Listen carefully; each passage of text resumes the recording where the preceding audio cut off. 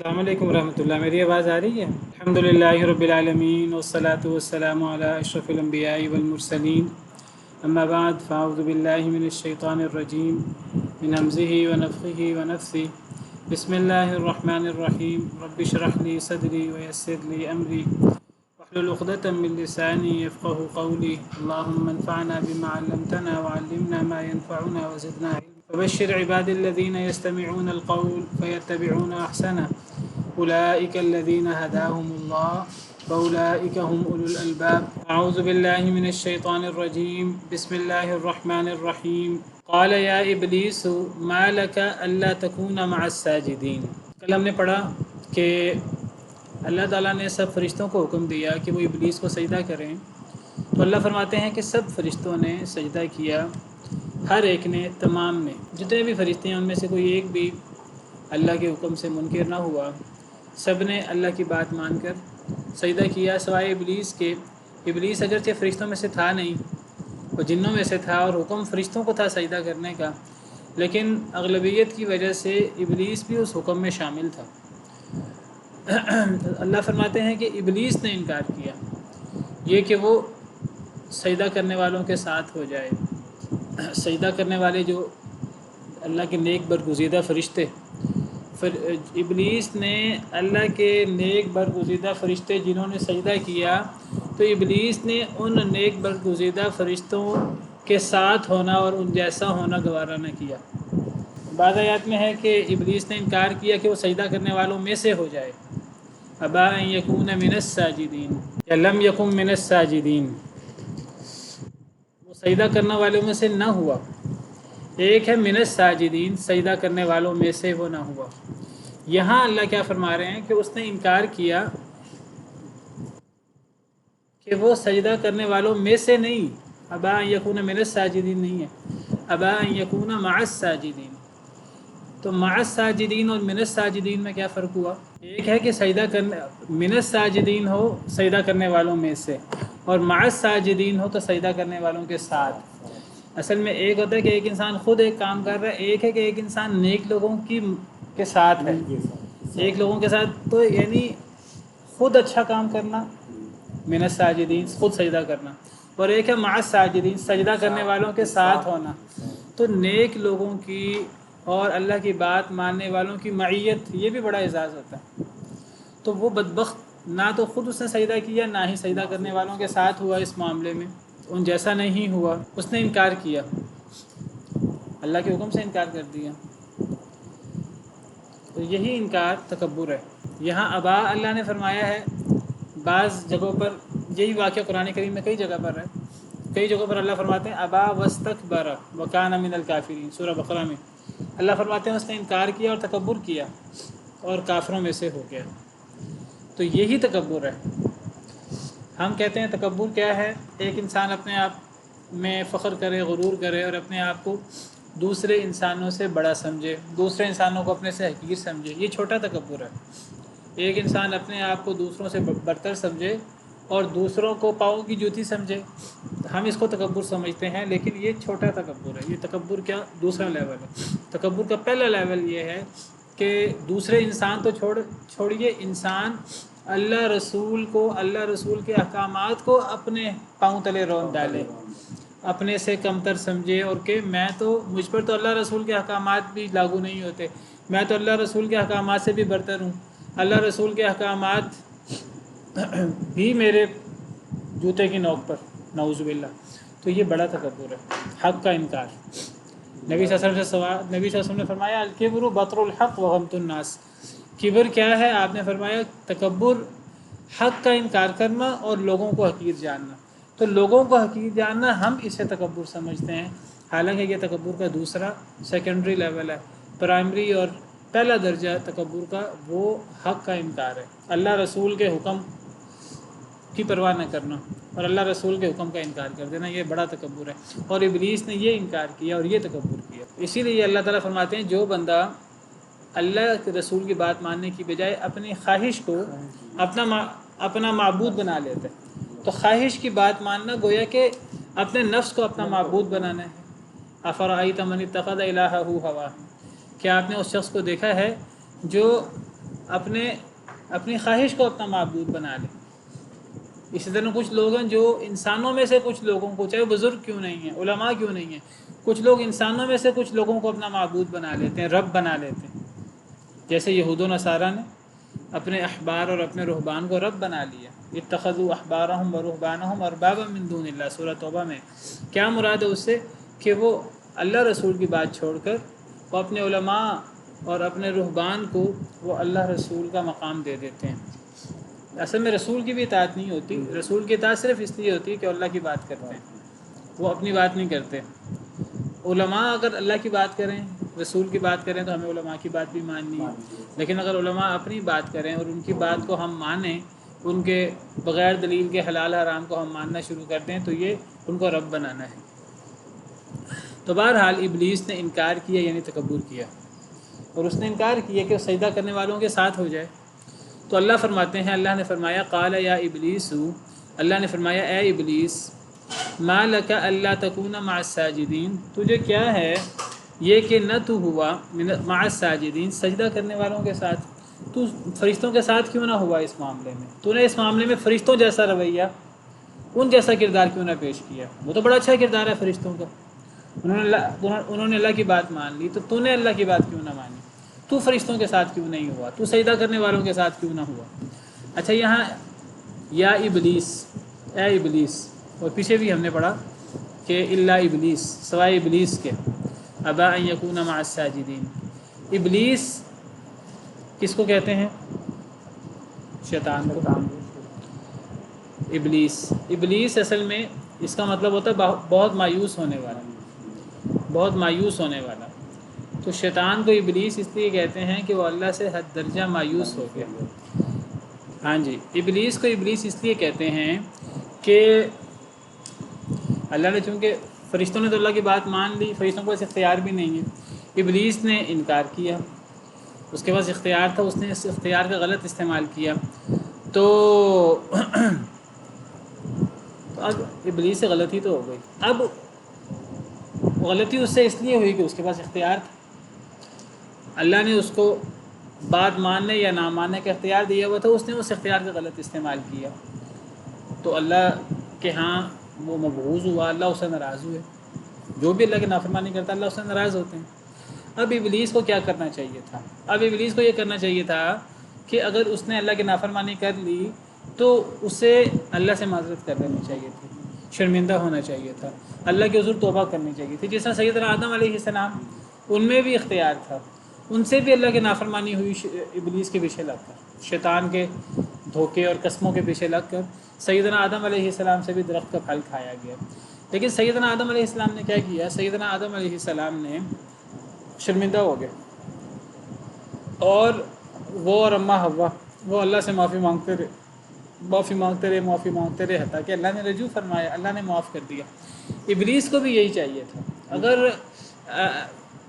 اس سے گناہ ہو گیا تھا، اس سے نافرمانی ہو گئی تھی، حسد ہو گیا تھا، اللہ کا انکار ہو گیا تھا، اللہ کے حکم کا، تو اس سے شرمندہ ہو کر معافی مانگ لینی چاہیے تھی۔ لیکن اس نے کیا کیا؟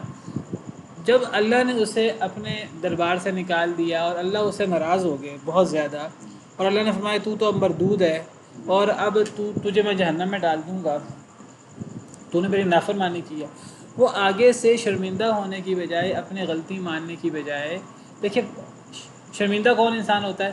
جو پہلے اپنی غلطی تسلیم کرے۔ اس نے سب سے پہلے اپنی غلطی تسلیم نہیں کی، اس نے اس کی توجیہ، الٹی سیدھی توجیہ پیش کی، الٹے سیدھے اس نے اس کے عذر پیش کیے، الٹے سیدھے دلائل پیش کیے۔ جب انسان غلطی کرے، انسان کو الٹے سیدھے دلائل پیش نہیں کرنے چاہیے، انسان کو اپنی غلطی ماننی چاہیے۔ اور جب انسان غلطی کرتا ہے، الٹے سیدھے دلائل پیش کرتا ہے، تو انسان کو اندر سے پتہ ہوتا ہے کہ میں یہ الٹے سیدھے عذر پیش کر رہا ہوں، یہ عذر صحیح نہیں ہے، غلط ہے، لیکن وہ دوسروں کو مطمئن کرنے کے لیے عذر پیش کرتا رہتا ہے۔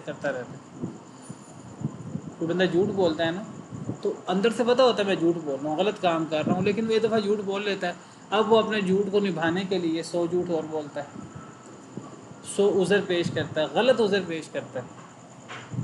حالانکہ صحیح چیز کیا ہے کہ غلطی انسان سے ہوتی ہے، غلطی جن سے ہوتی ہے۔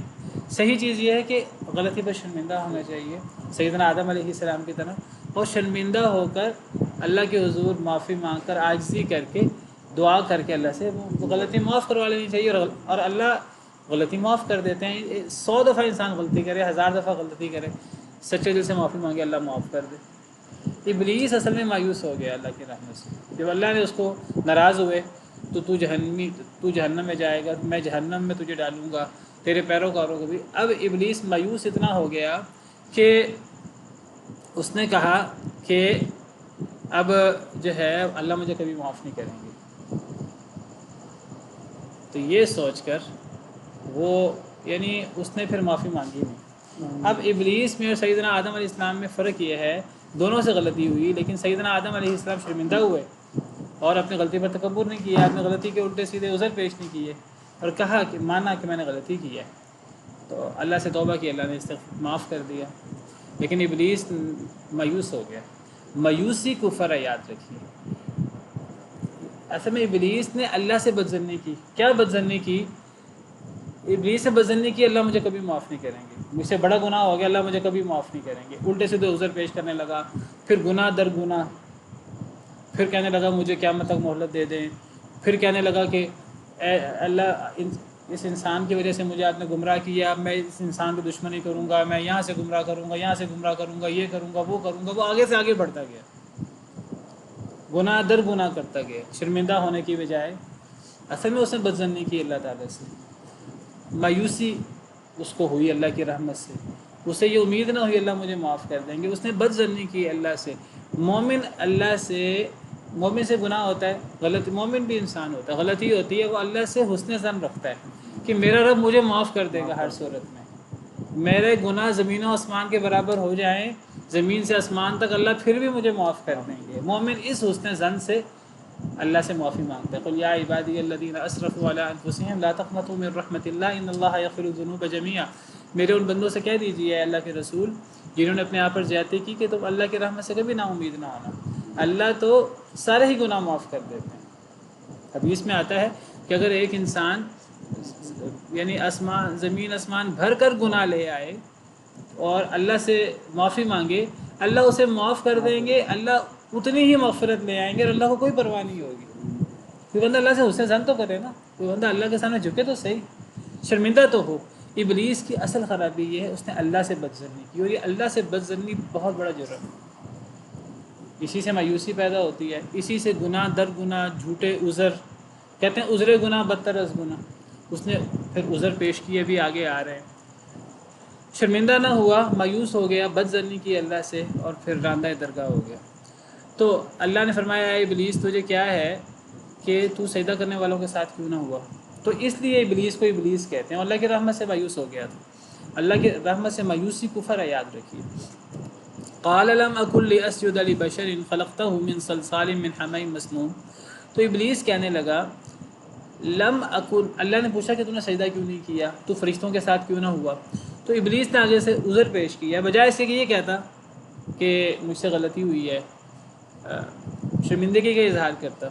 اس نے شرمندگی کا اظہار کرنے کی بجائے اس نے آگے سے عذر پیش کیا، معافی مانگنے کی بجائے مایوس ہو گیا اللہ کی رحمت سے، عذر پیش کیا، غلط عذر پیش کیا، غلط بہانہ پیش کیا، کہنے لگا کہ نہیں ہوں میں کہ میں سجدہ کروں ایک بشر کو جسے اے اللہ آپ نے پیدا کیا ہو من صلصال من حمأ مسنون، کھنکتی مٹی سے، کالی گلی سڑی مٹی سے۔ اے اللہ جسے آپ نے کھنکتی اور کالی گلی سڑی مٹی سے پیدا کیا ہو، میں اس کو سجدہ کیسے کروں؟ میں تو آگ سے بنا ہوں، میں تو بلند و برتر ہوں، اور یہ کھنکتی مٹی سے اور یہ کالی گلی سڑی مٹی سے پیدا ہوا ہے انسان آدم، تو میں تو برتر ہوں، یہ مجھ سے کمتر ہے، میں کمتر کو سجدہ کیسے کروں؟ تو اس نے عذر پیش کیا، غلط عذر۔ جو بندہ اپنے گناہ کا غلط عذر پیش کرتا ہے غلطی ماننے کی بجائے، وہ پھر اللہ کی رحمت سے دور ہوتا رہتا ہے۔ کبھی اپنی غلطی کا عذر غلط پیش نہیں کرنا چاہیے، اپنی غلطی کو تسلیم کرنا چاہیے، عاجزی کا اظہار کرنا چاہیے۔ فرشتہ تو اللہ کی نافرمانی کر ہی نہیں سکتا، شیطان جنوں میں سے تھا، تو اس نے عذر پیش کیا اپنی غلطی کا غلط۔ تو اللہ نے فرمایا قال فاخرج منها فإنك رجیم، اللہ نے فرمایا بس تو نکل جا یہاں سے، فإنك رجیم، بس تو رجیم، رجیم کا مطلب کہ جس کو دھتکار دیا گیا ہو۔ رجیم رجم سے ہے، رجم کا مطلب جس کو پتھر مار کر دور کر دیا جائے، تو رجیم یعنی جس کو دھتکار دیا گیا ہو۔ تو اللہ نے فرمایا کہ تو یہاں سے نکل جا، اب تو رجیم، تو دھتکارے ہوئے لوگوں میں سے ہے۔ اب اللہ کے دربار اور تو اللہ کے فرشتوں کے ساتھ رہنے کے قابل نہیں رہا، اب تو یہاں سے نکل جا، تو دھتکارا ہوا ہے۔ وَإِنَّ عَلَيْكَ اللَّعْنَةَ، اور بے شک تیرے اوپر لعنت ہے۔ کس کی لعنت؟ یہاں ذکر نہیں ہے، دوسری آیت میں ذکر ہے لعنتی، میری لعنت ہے، اللہ فرماتے ہیں۔ اور بے شک تجھ پر لعنت ہے، یعنی اللہ کی، الی یوم الدین، قیامت کے دن تک۔ لعنت کا مطلب اللہ کی رحمت سے دوری۔ تو اللہ نے اسے دھتکار دیا، نکال دیا، اور اللہ نے فرمایا تجھ پر قیامت تک لعنت ہے۔ اللہ نے فرمایا کہ تو اب نکل جائے یہاں سے، تو رجیم، تو دھتکارا ہوا ہے، دھتکارا ہوا ہے ہر خیر سے، اللہ کی رحمت سے۔ وَإِنَّ عَلَيْكَ اللَّعْنَةَ، اور بے شک تجھ پر لعنت ہے، یعنی اللہ کی، یعنی میری، الی یوم الدین، قیامت کے دن تک۔ سوال یہ ہے کہ یہ اللہ اور ابلیس کا یہ جو آپس میں اب ڈائلاگ، کنورسیشن تھی، اس کی کیا کیفیت تھی، یا آمنے سامنے تھی، کیسے تھی؟ دیکھیے آمنے سامنے کیسے ہو سکتی ہے؟ اللہ کو تو کوئی دیکھ نہیں سکتا جنت میں جانے سے پہلے، اور ابلیس تو پھر اس نے تو اللہ کی بڑی نافرمانی کی تھی، تو اللہ بہتر جانتے ہیں کہ یہ کیسے مکالمہ ہوا۔ تو یہ بہرحال آمنے سامنے نہیں ہوا،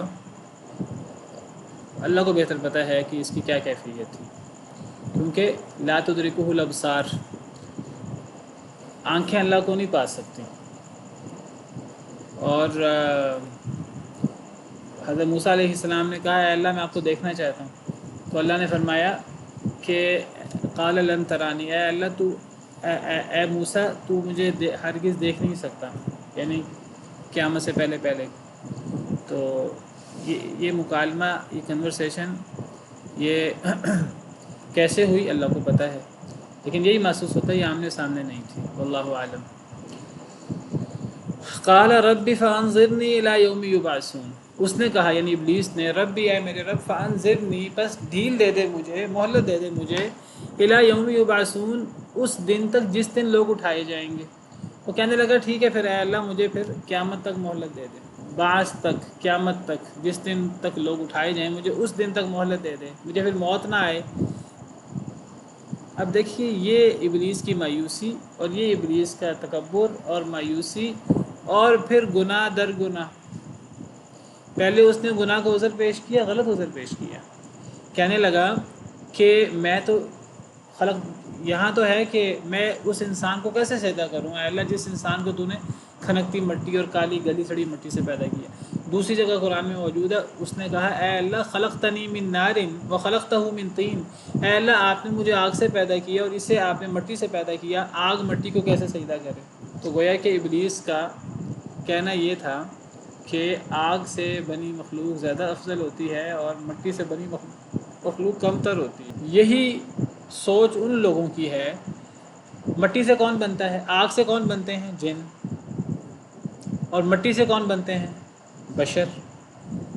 کچھ لوگ ہیں جو بشر کو کمتر سمجھتے ہیں، وہ سمجھتے ہیں بشر کمتر ہوتا ہے، حالانکہ یہ سوچ صحیح نہیں ہے، یہ سوچ صحیح نہیں ہے۔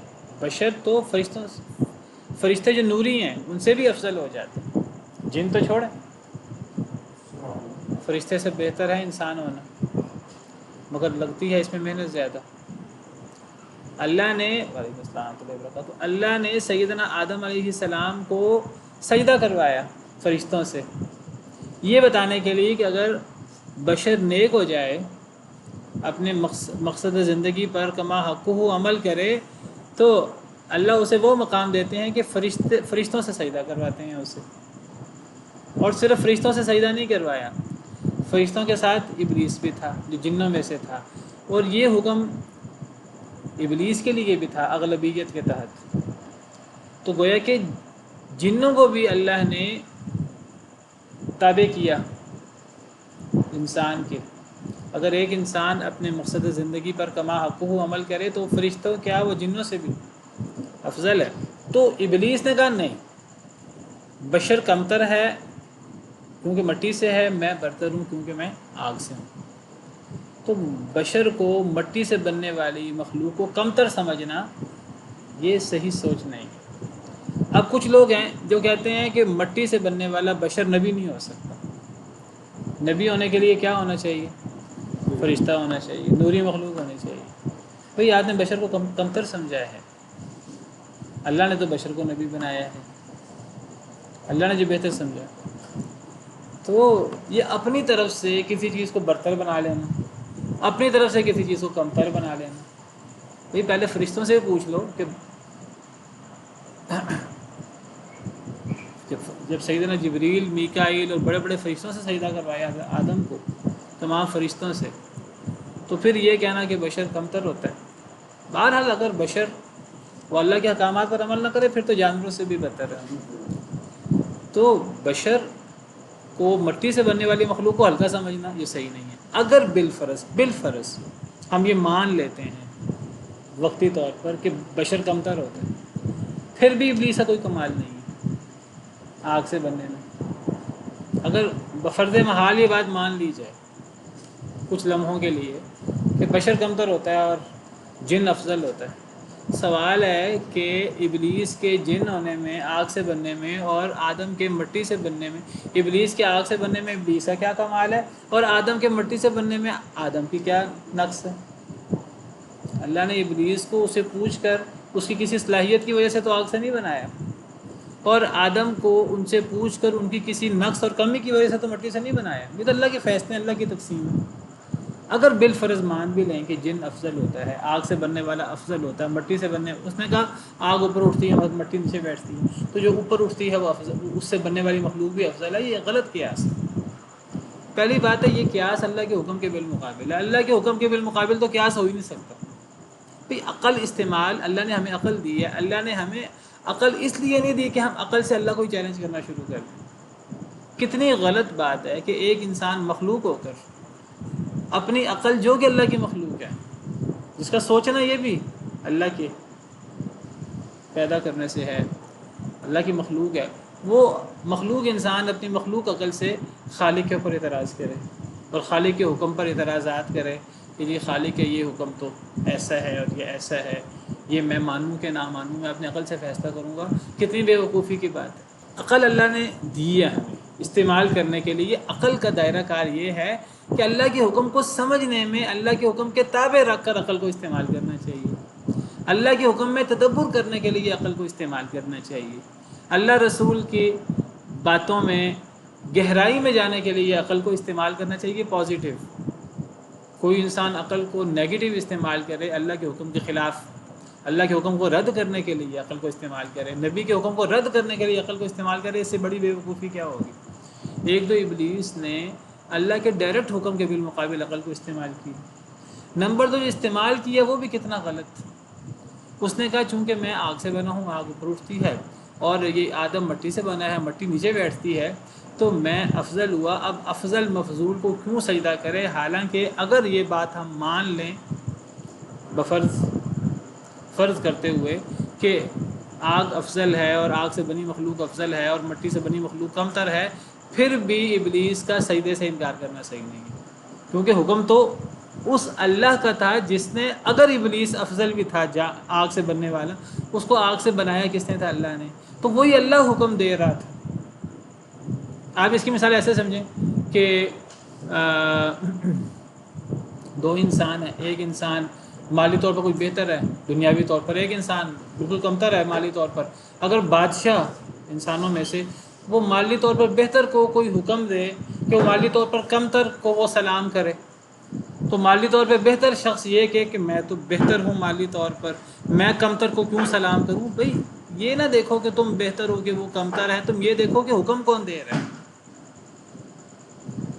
یہ تو میں نے انسانوں کی مثال پیش کی ہے، وہاں تو حکم دینے والا رب العالمین ہے، جو آدم کا بھی رب ہے اور ابلیس کا بھی رب ہے، جو ابلیس کہتا ہے میں آگ سے پیدا ہونے کی وجہ سے افضل ہوں۔ بھئی تجھے آگ سے پیدا کس نے کیا؟ اللہ نے، جس اللہ نے پیدا کیا ہے، اگر بفرض محال اگر آگ سے بننے والی مخلوق افضل بھی ہو تب بھی اپنے خالق کا حکم تو مانے۔ تو بہرحال تو ابلیس نے ان باتوں پر غور کرنے کی بجائے، اپنی غلطی پر پیشما ہونے کی بجائے، اس نے اپنی غلطی پر اصرار کیا، غلط توجیہ کی، غلط دلائل پیش کیے، اور پھر مایوس ہو کر جب اس نے دیکھا کہ اب مجھے تو اللہ نے دھتکار دیا ہے، وہ کہنے لگا ٹھیک ہے اگر ایسے ہے تو پھر ایسے ہی صحیح، ٹھیک ہے پھر میں جہنم میں جاؤں گا، لیکن میں پھر اب سارے بدلے لوں گا، اب ساری کسر پوری کروں گا۔ تو کہنے لگا ٹھیک ہے اللہ پھر مجھے مہلت دے دے قیامت کے دن تک۔ اب دیکھیے یہ غلطی زیادہ غلطی، ایک جھوٹ کے لیے 100 جھوٹ بولنے پڑتے ہیں، ایک غلطی 100 غلطیوں کو کھینچتی ہے۔ اگر انسان شرمندہ نہ ہو تو، غلطی ماننے پر آمادہ نہ ہو تو پھر یہ کیفیت ہوتی ہے۔ دو رویے ہیں ہمارے سامنے، ایک سیدنا آدم علیہ السلام کا رویہ، غلطی ان سے بھی ہوئی، ایک رویہ ابلیس کا ہے، غلطی اس سے بھی ہوئی۔ اب اس کے بعد رویہ کیا ہونا چاہیے؟ غلطی ہونا بڑا مسئلہ نہیں ہے، یہ بات یاد میں کئی دفعہ کہتا ہوں، غلطی ہونا بڑا مسئلہ نہیں ہے، غلطی انسانوں سے ہی ہوا کرتی ہے، یعنی جس کو اللہ نے اختیار دیا غلطی اسی سے ہوتی ہے، فرشتوں سے تو غلطی ہو بھی نہیں سکتی، انسانوں سے غلطی ہو سکتی ہے۔ غلطی ہونا بڑا مسئلہ نہیں ہے، اس کے بعد کا رویہ وہ بڑا مسئلہ ہے۔